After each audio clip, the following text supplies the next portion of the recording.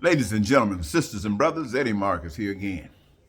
You know, it's time for a separation between the angels and the demons.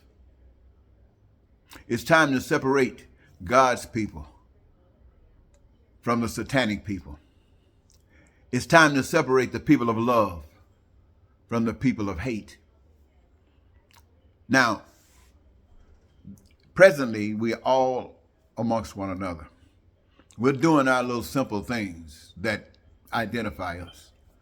But now it's time for us to call it together. It's time for us to separate love, people who care about others, people who want to make sure that everything and everyone is happy and gleefully living from day to day.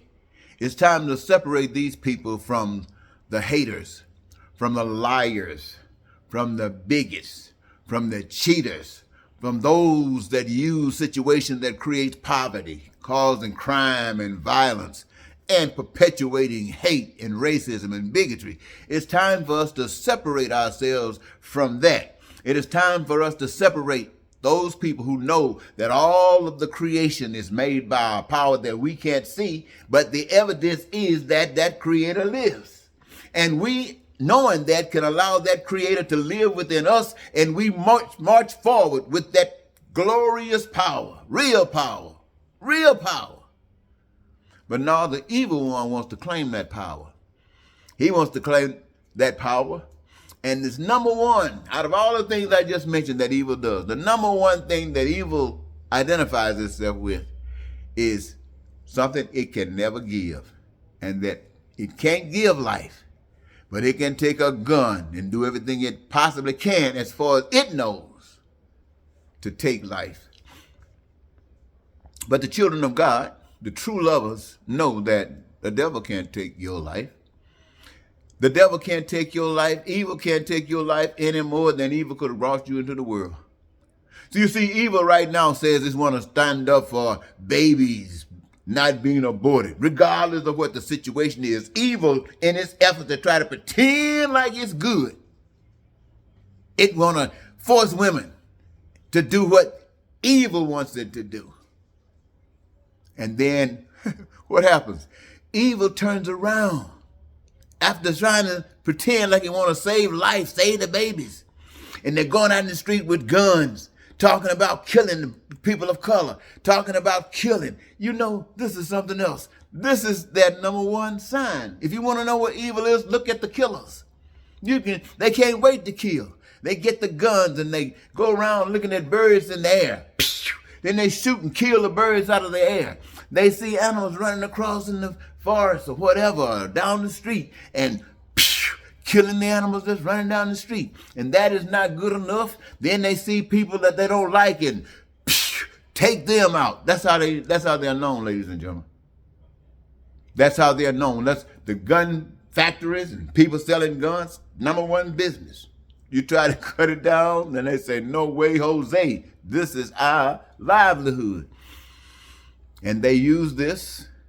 They don't have the kind of compassion that would allow them to understand that the resources of the earth belong to everyone. So they go around and try to get it, put a tag on it. This is mine. This is Amco. This is Target. This is you and you and you and you.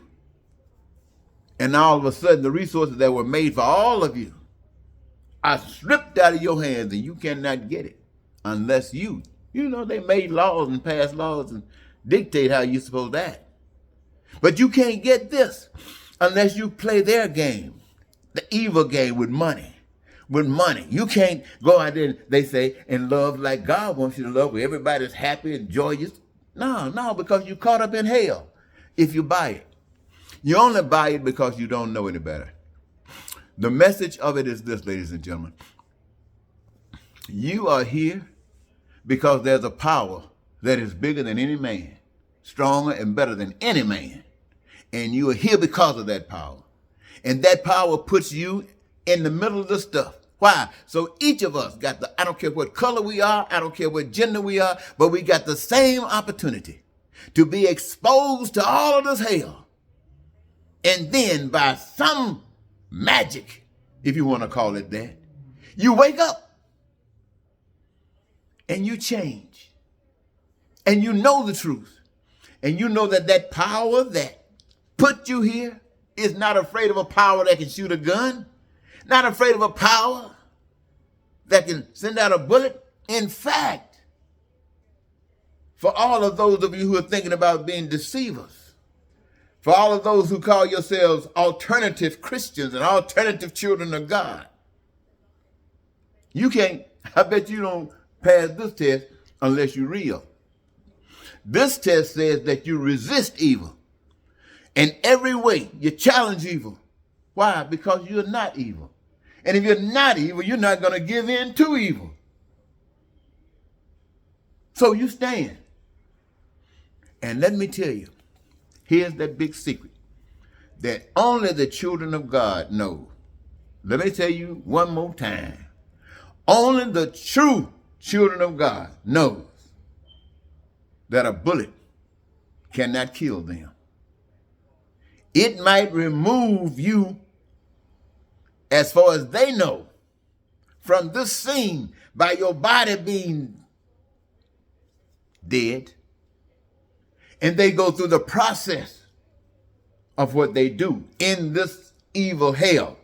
And it is hell, ladies and gentlemen. It's hell. Anytime the pain and suffering goes around here, and maybe some are living really, really, really good. That's what happens in hell. People live really, really, really good while other folks can't even live.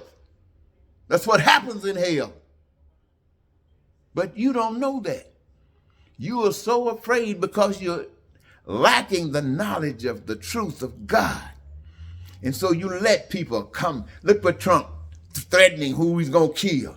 Got all of those politicians, conservatives in Washington, senators, got them in the House of Representatives, got them in positions in the Supreme Court, all over, scared to death of dying, bowing, selling their souls every day, being crooks. But this is hell. What else do they know?